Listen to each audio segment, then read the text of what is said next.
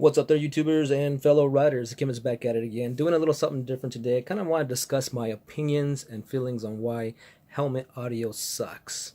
Stay tuned.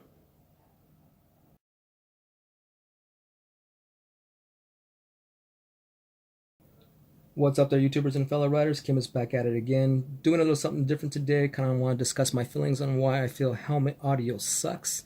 Now, you may have noticed I have been absent from the channel for a bit, not producing much content on DIYing, on wrenching on your bike, and specifically for the fact that I've been working on my own custom helmet audio unit that I'm going to be demonstrating in a little bit, but won't be actually showing you the product because I'm working on a patent, and I kind of don't want the idea to be stolen. But at any rate, what I have here in front of me is one of my new ARFA ST70 helmet by HJC, and I have a communications unit that was actually ripped out of a donor helmet from a buddy of mine.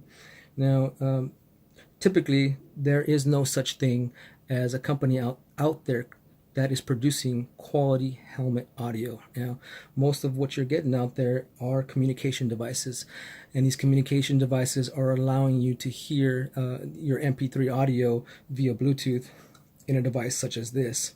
Now, typically when you buy a communications unit, whether it come in the helmet or be externally mounted, you get, of course, a speaker, and the speaker quality sucks.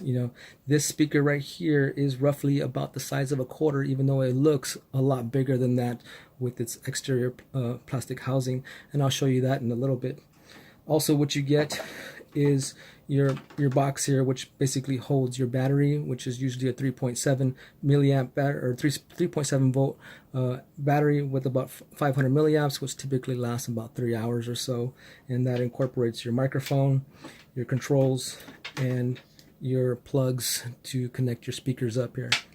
Now, there are some helmet manufacturers out there that do produce this unit within the helmet, and those are the more cheaper, affordable helmets, DOT certified and what have you. But then we have our companies like Sena that produce exterior units that provide you speakers that go into the speaker pods. Now, jumping over here into the helmet, most, if not almost all, helmets these days now come with speaker pods. And if you don't have a helmet that comes with speaker pods already built in, highly suggest that you move in that route, and on your next purchase, find one that does actually have a speaker pod, because the future may be coming where we do get better quality helmet audio that does incorporate all the things we need. Now, with that said, there are two companies out there currently right now that are kind of working towards producing helmet audio, and I kind of want to show you that right now. I'm going to go ahead and drag this down into the screen. You can see in the back of the computer right there. Now, this is Domeo. Domeo is an exterior product that actually mounts to the exterior shell of the helmet and pounds sound waves in through the helmet shell, basically making the shell a speaker in itself. Now, I've done a lot of reviewing on this product, and a lot of people are saying that they really can't hear the audio at high speeds. It's great for touring around town, cruising the streets and whatnot, and but when it comes to high speeds, anything above 70, maybe even 50 miles an hour, the sound quality is highly diminished, and that's because you're facing the exterior environment, the acoustical environment. Ambient noise is one of the major killers, and you have to understand that when we're riding, the helmet itself is like a tuning fork for the exterior environment. The wind is hitting the helmet, and if you've been riding at about 100 miles an hour or 80, 90 miles an hour, you hear this crackling on the outside of the helmet, and that's the wind slapping against the shell of the helmet, producing that loud sound, which reverberates on the inside of the helmet. Now, when you fix a device like this on the shell, and it's relying on the shell itself to produce a sound goes out the window, and that is why you cannot hear anything over speeds over maybe 50 miles an hour. Now, there is another company out there that makes the Headwave Tag. This is the same type of device. It uses a tactile speaker to pound sound through the shell of the helmet, and I've heard, pros and cons, the same thing. It's a very nice looking device, but the same thing goes for this. When you're trying to pound sound solely through the outside of the helmet, this will not work. Okay, it is always going to be interfered with the ambient wind noise that is slapping against the helmet. Now, what does good quality audio sound like? Well, in my mind, it is a pair of over-the-ear headphones.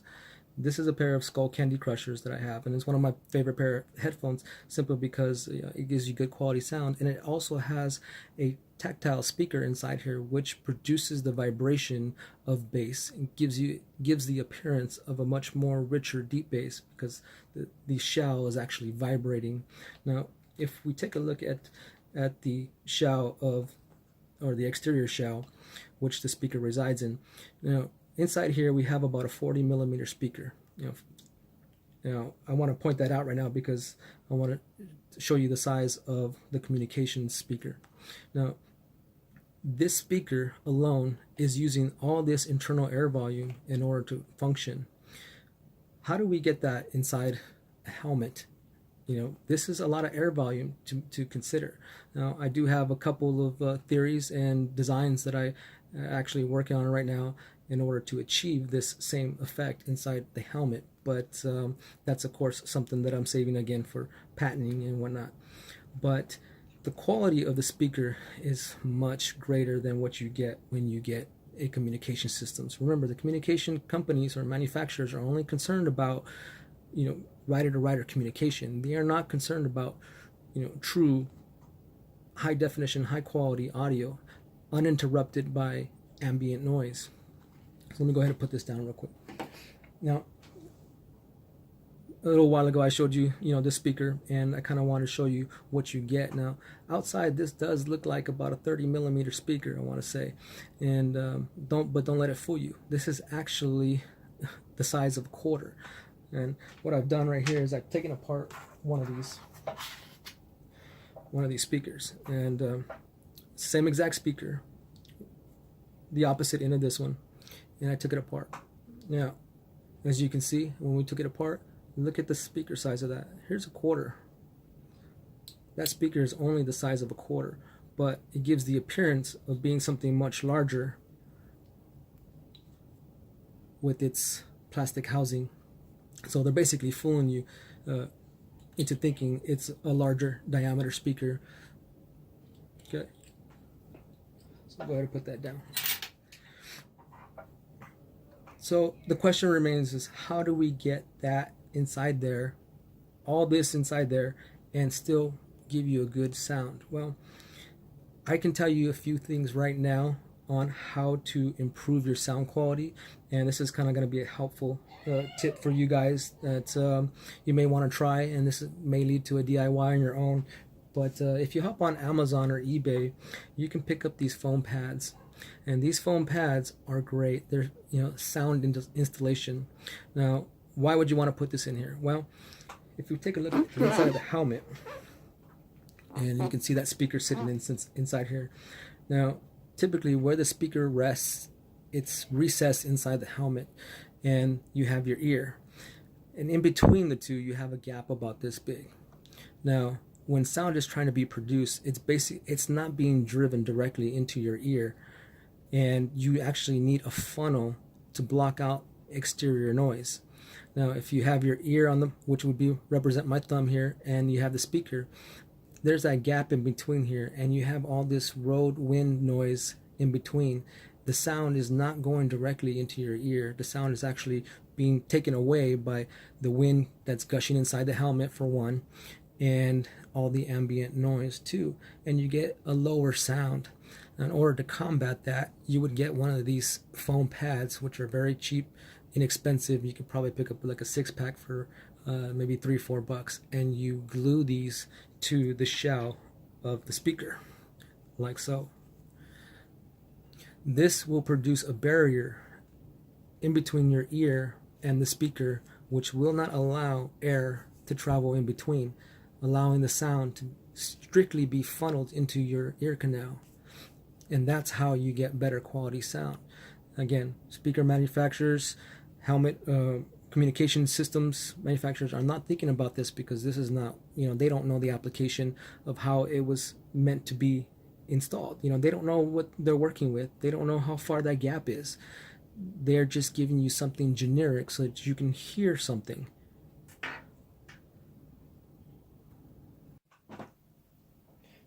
Now, speakers in itself need a room to operate, hence why we have so much air volume in here. When an audio communication company produces a product, they are producing it with very minimal specs. Now, a speaker that's going to produce good sound is going to have an enclosure, and this does not. Okay, you need an enclosure in order to produce a deep, rich, bassy sound, and this will not do. The only thing you're going to get out of this is a high tingy sound, and because there's no room for the speaker to operate. Now, this is at no fault of the communication people, because they are trying to work within the limits provided by the helmet manufacturer company. Remember, these are two different people, and unless the communications systems company gets with the helmet audio company before they produce the product and say, hey, I need a bigger air volume to incorporate into your system, your audio system, please produce a depth of so deep. And that is the only way you're going to get a good, rich, clean sound. Now, moving back over here to the Skullcandy Crushers. Now, one of the things that you have to take note is the thick foam padding here. And besides providing comfort, it also encapsulates the sound. It gives you a barrier, sound deadening to the external environment, which is ambient noise. So when you slap these on your head, this creates a suction. All audio is being driven directly into your ear without interruption of air, wind, noise, what have you. We need to do the same thing within the helmet. Now, this all comes down to a standard. There is no standard when it comes to helmet audio and between helmet manufacturers and audio communication devices. There's no standard. If there was a standard that's saying we need a depth so deep into here in order to provide good quality sound,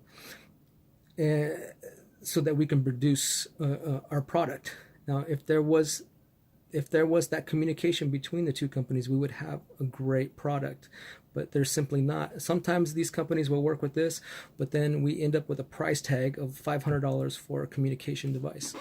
So that incorporates into one specific helmet, not all helmets. So again, if we had a standard going, that would be awesome.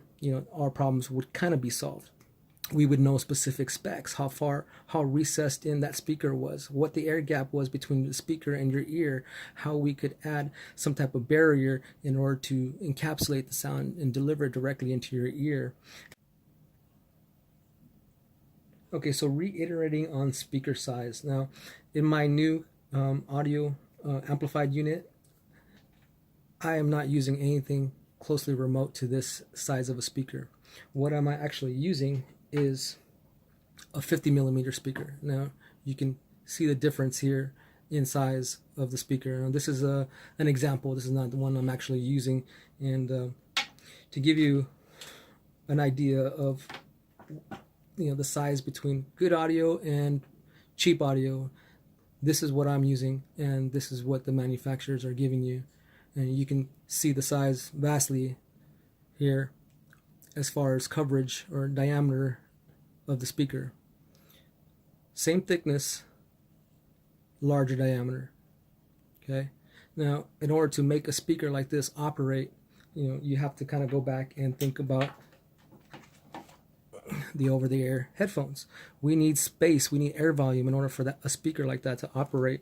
And what I've designed here is basically a box that I've incorporated into this helmet, and you can see the air volume that I am achieving in here with my product. Now, I'll go ahead and pop this off. It's a protective lid that I created. Now, all this is 3D designed and it's in a prototype, but this is the speakers that I am using in my audio unit, and it's a 50 millimeter speaker and requires a good amount of air volume in order to operate. It gives you the same quality sound that you hear in the over-the-ear pair of headphones.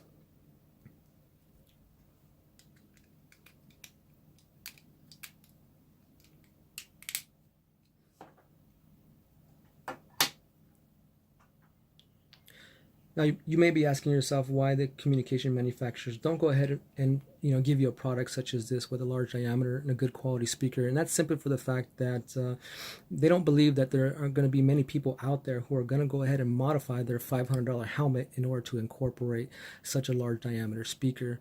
And to me, I love audio, and I'm willing to do anything to get it in there while still staying safe, of course. But to get that speaker in there so I can get a good quality sound.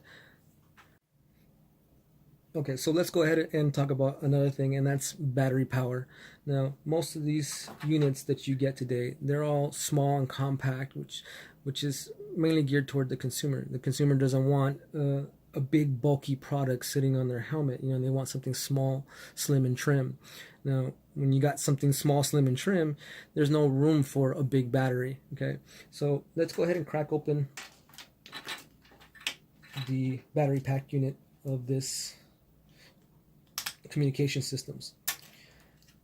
Typically, what you get in most communication systems is a 3.7 volt battery, roughly about 500 milliamps, which typically lasts anywhere between 3 to 4 hours, and then you have to recharge it again. Now, that's another story that I need to get to. So this is the battery pack that comes with this unit, and this unit actually was incorporated into the helmet, but there are even smaller ones than this. But you can see the thickness and the height of this thing, and this would not be sexy sitting on the outside of here. Well, we mostly everybody wants the product to last longer. And that is hard to achieve when you don't have the proper battery to go with it.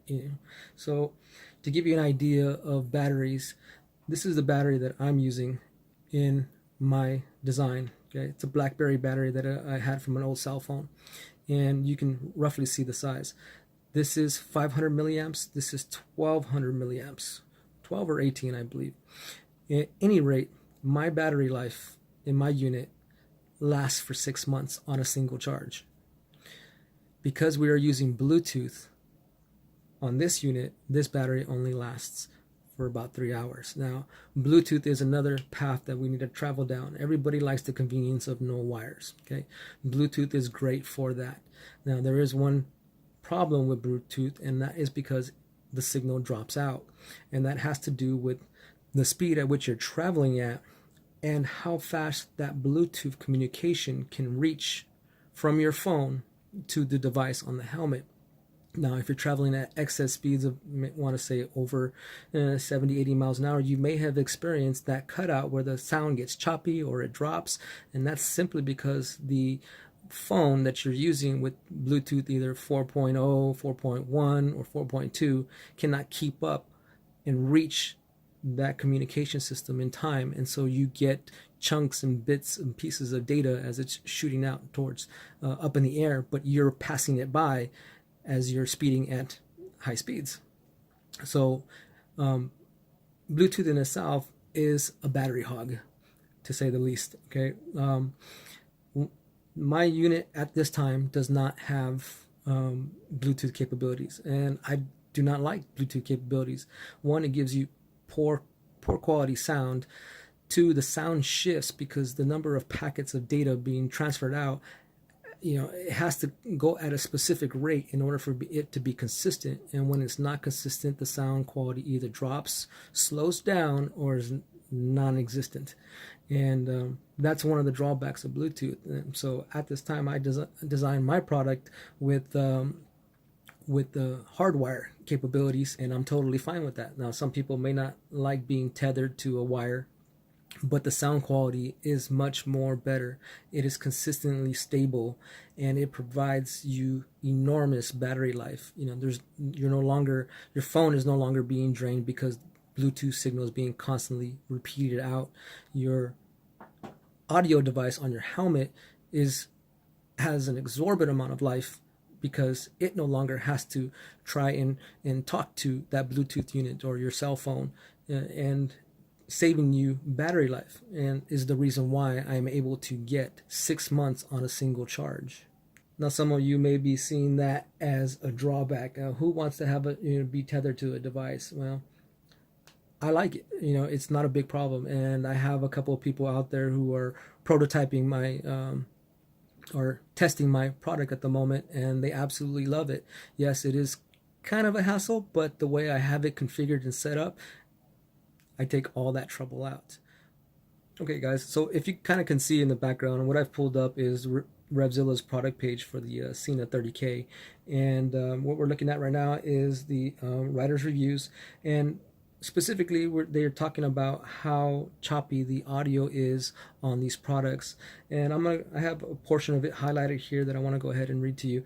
It says, if the phone is in a thigh pocket on the right side of my body and the 30K/20S Sena on the left side of the helmet, it regularly drops out. If I put it in my left chest pocket, then it's usually pretty good or pretty stable. Now, kind of taking that apart, you got a phone on one side and you got your Sena product on the other side. Now, there's a barrier in between, which is your body. Now, when your phone is transmitting the signal or data out, it's consistently receiving interference through your body. But in couple with that, you also got speed, at which you're traveling. So as the signal passes up or gets put out, you've already passed it already, because in time you are moving at a higher rate of speed, faster than what the communication device can receive at the transmitter.